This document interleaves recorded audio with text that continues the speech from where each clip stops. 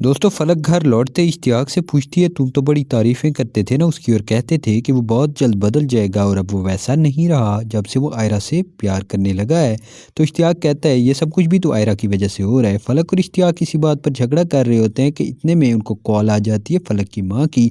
दूसरी तरफ कामयार वो तय कर लेता है, माफ़ी मांगना शुरू कर देता है आयरा से और कहता है, तुम मुझे माफ़ कर दो, शायद मेरा बिहेवियर तुम्हारे साथ ठीक नहीं था। आयरा कहती है, जिस तरह का तुमने बिहेवियर मेरे पेरेंट्स के साथ रखा है, क्या उनसे भी माफ़ी मांगोगे?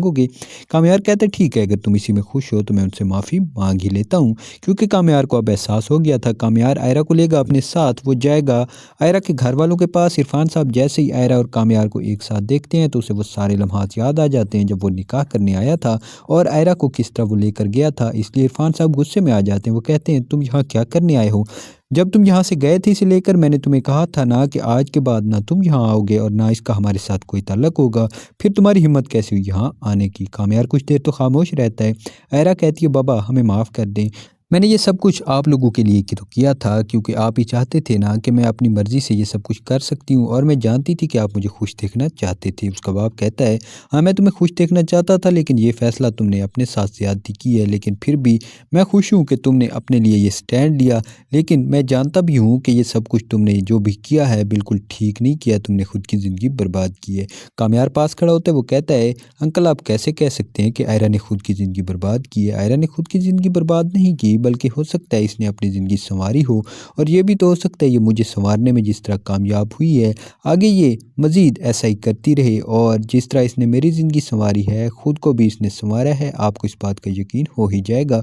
इरफान साहब कहते हैं, ऐसा कुछ भी नहीं है, मैं गलती कर चुका हूँ और इस पर पछता भी रहा हूँ, लेकिन अब दोबारा तुम लोगों से मैं कांटेक्ट नहीं रखूँगा। इरफान साहब ये कहकर वहाँ से चले जाते हैं। लेकिन आयरा कामयार को कहती है, तुम चलो मेरे साथ, हम घर चल रहे हैं। इतने में बाकी घर वाले भी आ जाते हैं। आयरा को आयरा की माँ मिलती है। वो कहती है, तुम्हारे बाबा काफ़ी गुस्से में हैं, मुझे नहीं लगता तुम्हें इस वक्त बात करनी चाहिए। कामयार पास खड़ा होता है। वो कहते हैं, आंटी आप अपनी बेटी को कह रही हैं कि वो यहाँ से चली जाए और आप उन्हें बाप बेटी को मिलने से रोक रही हैं।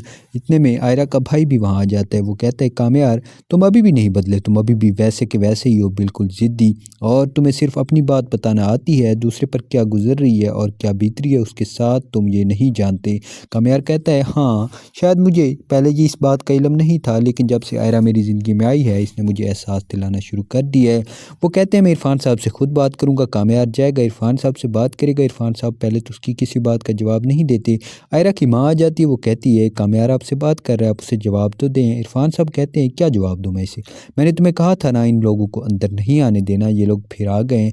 मैंने हर रिश्ता ख़त्म कर दिया अपनी बेटी के साथ और इसके साथ तो मेरा पहले भी कोई रिश्ता नहीं था। आयरा रोते हुए कहती है, बाबा मैंने कोई इतना बड़ा गुनाह भी नहीं किया, मैंने आपकी बताई हुई तरबियत की वजह से ये सब कुछ किया है और आप ही ने तो कहा था कि जब मुझे बेहतर लगे खुद के लिए स्टैंड लेना तो मैं ले सकती हूँ, और जब मैंने अपने लिए स्टैंड लिया तो आप मुझसे यूँ नाराज़ हो रहे हैं। इरफान साहब कहते हैं, लेकिन ये तुमने बहुत गलत किया है अपने साथ, अगर तुम ठीक करती तो मैं खुद को मना लेता और कभी भी इस तरह तुमसे नाराज़ नहीं होता। लेकिन ये जो फ़ैसला लिया है ना तुमने, खुद की ज़िंदगी बर्बाद की है और ना इसके लिए मैं तुम्हें माफ़ करूँगा और ना ही कभी खुद को माफ़ करूँगा। फलक बोल पड़ती है। फलक कहती है, बाबा आप इस तरह कैसे कह सकते हैं कि उसने अपनी ज़िंदगी बर्बाद की है? ये भी तो हो सकता है कि उसके लिए ये बेहतर फ़ैसला हो और आप जानते हैं ना कामयार उससे प्यार करते हैं। कामयार कहते हैं, अंकल आप ये समझते हैं ना कि मैं इसे कभी खुश नहीं रखूँगा? आप इससे पूछ कर देखें, हाँ कुछ दिन पहले शादी के हमारे अच्छे नहीं थे और क्योंकि मैं ये समझ रहा था कि आयरा ने जिस तरह मेरी इंसल्ट की है मैं उससे बदला लूँगा, लेकिन फिर मुझे एहसास हुआ, मुझे एहसास दिलाने वाली भी आयरा ही थी कि मैं इसके साथ गलत कर रहा हूँ और इस सब में उसका कोई कसूर नहीं। कोई और लड़की भी होती तो शायद वो बिल्कुल वैसा ही करती, हालात ही ऐसे हो गए थे। इरफान साहब कहते, तुम्हें एहसास हो गया है और पहली बार तुम्हें एहसास नहीं हुआ, बहुत बार तुम्हें एहसास हुआ है, लेकिन ये एहसास ज़्यादा देर रहता नहीं है और इसी वजह से तुम हमेशा से मुझ मेरे नापसंदीदा रहे हो। कामयार कहता है, लेकिन अब ऐसा नहीं होगा अंकल, मैं आपसे वादा करता हूँ। कामयार अंकल से वादा कर लेता है और दूसरी तरफ जैसे ही आयरा और वो लोग वहाँ से चले जाते हैं तो आयरा की माँ जाएगी इरफान साहब से कहेगी, मुझे लगता है इस बार वाकई में वो बदल गया है। आयरा को देखा था ना वो भी काफ़ी खुश थी। इरफान साहब कहते हैं, वो खुश नहीं थी, मैं जानता हूँ, वो सिर्फ ये प्रिटेंड कर रही थी हमें दिखाने के लिए कि वो वहाँ खुश है। हालांकि मैं जानता हूँ वो कभी भी उस लड़के के साथ खुश नहीं रह सकती, उसने अपनी ज़िंदगी बर्बाद की है और इस तरह हमें वो हमेशा तंग करते रहेंगे। तुम उन लोगों को मना कर दो, अब वो दोबारा यहाँ नहीं आएंगे। आयरा को भी इस बात का इल्म था कि उसका बाप कभी भी इस तरह आसानी से राज़ी नहीं होगा होगा। आयरा जैसे ही घर जाती है उसकी सास उससे पूछती है तुम लोग कहाँ गए थे? आयरा बता देती है कि हम लोग अपने पेरेंट्स के यहाँ गए थे। वो कहती है लेकिन तुम तो कह रही थी कि तुम्हारे पेरेंट्स इस सब के लिए राज़ी नहीं है और वो काफ़ी गुस्सा थे तुम्हारे साथ। आयरा कहती है हाँ आंटी, वो लोग गुस्सा थे लेकिन मुझे लगता है कि वो अब मान गए हैं। बाबा वो काफ़ी नाराज़ थे हमारे साथ, लेकिन कामयार और मैं जब गए हैं तो मुझे लगा था कि शायद वो हमें घर जाने ही ना दें और हमारी बात ही नहीं सुने, लेकिन कामयार ने ये सारा मामला हैंडल कर लिया है। कामयार ऊपर से आ जाता है। कामयार कहते हैं शायद तुम मेरी तारीफ़ कर रही थी और मैंने आज काम ही ऐसा किए। आयरा कहती है मैं तुम्हारी कोई तारीफ़ नहीं कर रही थी, तुम खुद के बिगड़े हुए मामले संवार रहे हो और पहले भी तो तुम ऐसे करते हो, पहले काम बिगाड़ते हो फिर संवारने पहुंच जाते हो। कामयार कहते हैं ये सब मैंने तुम्हारे लिए किया है, तुम ये बात जानती हो और इस सब के बावजूद तुम मुझे इस सब के लिए इल्ज़ाम दे रही हो। आयरा कहती है इसलिए क्योंकि पहले ये सब कुछ किया भी तो तुमने था और जो भी ख़राब हुआ वो भी तुमने किया था, अब उसे ठीक करने की कोशिश कर रहे हो। कामयार की माँ कहती है हाँ ये ऐसा करता रहता है और तुम्हें इसकी फ़िक्र करने की ज़रूरत नहीं है और शायद पूरी ज़िंदगी अब तुम्हें इसी तरह बर्दाश्त करना पड़ेगा। आयरा खामोश हो जाती है। कामयार की माँ मुस्कुराती है। कामयार कहते हैं मोम आप क्या कह रही हैं? दरअसल अब कामयार और आयरा की ज़िंदगी मुकम्मल तौर पर बदल चुकी थी। कामयार के पेरेंट्स भी अब तब्दील हो चुके थे, वो पहले जैसे नहीं रहे थे। दूसरी तरफ फारिया से भी जान छूट ही चुकी थी कामयार की, क्योंकि फारिया को यकीन हो गया था कि वो कुछ भी कर ले कामयार उसकी ज़िंदगी में वापस आने वाला नहीं है और अब तो उसकी मॉम भी वापस ही आ गई थी। आयरा वो भी अपनी ज़िंदगी संवारने की कोशिश करती है क्योंकि उसे लग रहा था कि कामयार अब उसकी वजह से बदल गया है और कामयार संवर रहा है, तो इसलिए उसे भी कुछ ना कुछ करना चाहिए और कामयार जिस तरह वापस आया है, लौट आया है अपनी ज़िंदगी की तरफ, तो उसको इसी तरह रखने के लिए आयरा खुद से भी कोशिश करना शुरू कर देती है। आयरा घर पर पहुंच चुकी थी। आयरा की माँ आयरा को कॉल करती है, उससे पूछती है कामयार के बारे में, लेकिन आयरा कॉल नहीं उठा रही होती।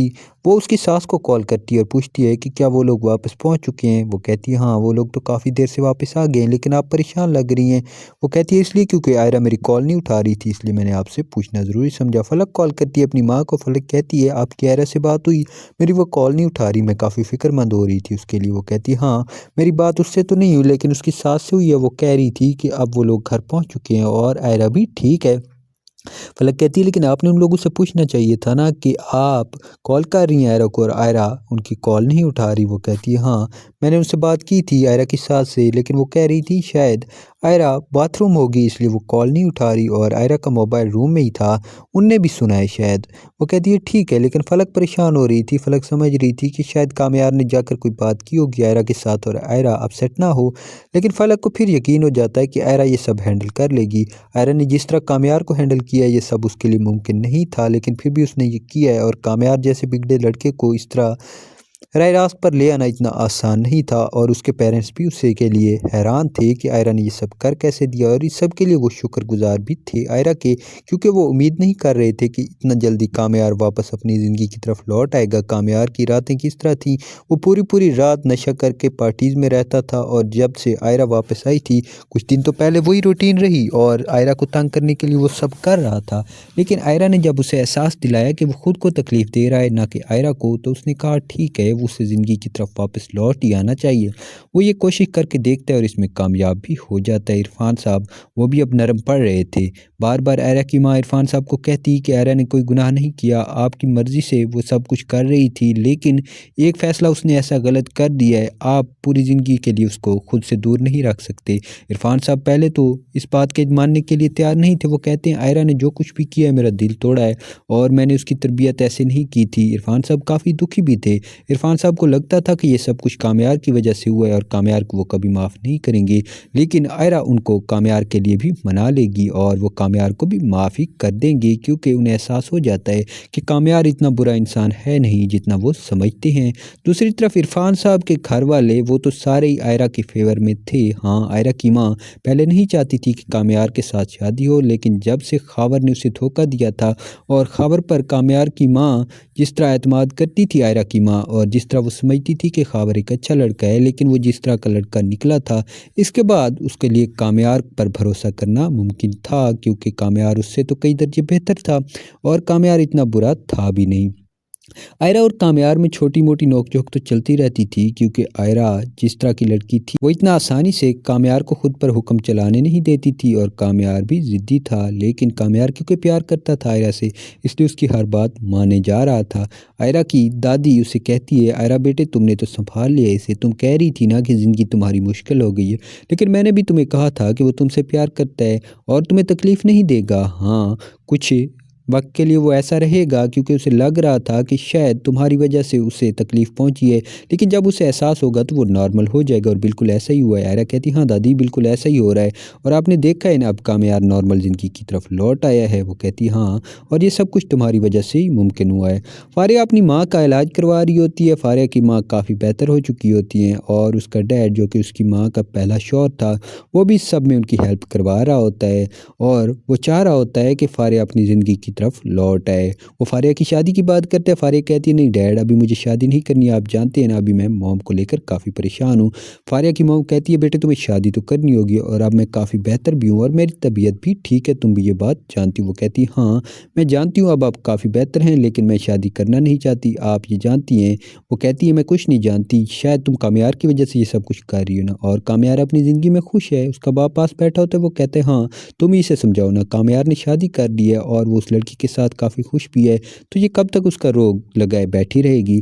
फ़ारिया कहती है मुझे इस बारे में कोई बात नहीं करनी, आप लोग प्लीज़ कोई और टॉपिक लें। वो कहते हैं नहीं तुम्हें शादी तो करना ही होगी।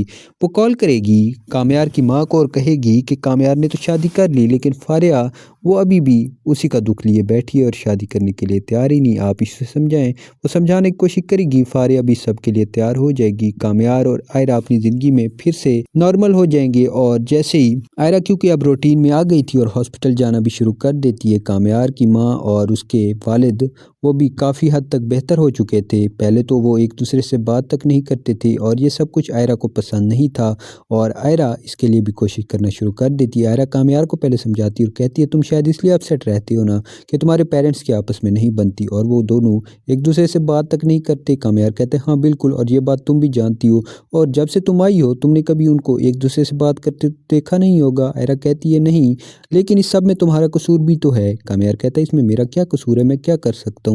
हाँ वो मेरे पेरेंट्स हैं, उन लोगों ने मुझे संभालना था, लेकिन तुम तो देख रही हो वो एक दूसरे को नहीं समझ रहे और एक दूसरे से बात तक नहीं कर रहे, तो वो मुझे क्या संभालेंगी। आयरा कहती है तुम उनके बेटे हो ना, तुम उन्हें समझाओ, तुम भी कुछ कर सकते हो और उन्हें वापस ज़िंदगी की तरफ ला सकते हो। वो दोनों एक दूसरे से प्यार करते हैं, ये बात मैं जानती हूँ और वो ईगो में आकर ये सब कुछ कर रहे हैं। कामयार कहता है तुम ही कुछ करके देख लो। आयरा उसी दिन से कोशिश शुरू कर देती है उन दोनों के दरमियान ताकि वो एक दूसरे से बात करें और अपने मामला सुलझा लें और बहुत जल्द वो दोनों भी अपने मामला सुलझा लेते हैं और उनकी ज़िंदगी नॉर्मल हो जाती है और इस सब का क्रेडिट जाता था आयरा को।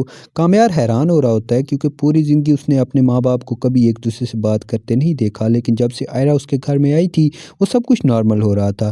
पहले उनका जिस तरह नाश्ते का टाइम, लंच और डिनर चल रहा था वो भी नॉर्मल हो गया था और अब सारे घर वाले एक ही टेबल पर बैठकर खाना खाते थे। दादी को तो इस सब की उम्मीद थी कि आयरा आएगी, कुछ तो होगा और वो बदलेगी ये सब कुछ, लेकिन घर वाले ये सब एक्सपेक्ट नहीं कर रहे थे। ये सब कुछ आयरा की वजह से हुआ था और दूसरी तरफ कामयार और आयरा वो भी नॉर्मल ज़िंदगी की तरफ लौट आएंगे और बहुत जल्द कामयार वो सब कुछ छोड़ देगा जो वो पहले करता था।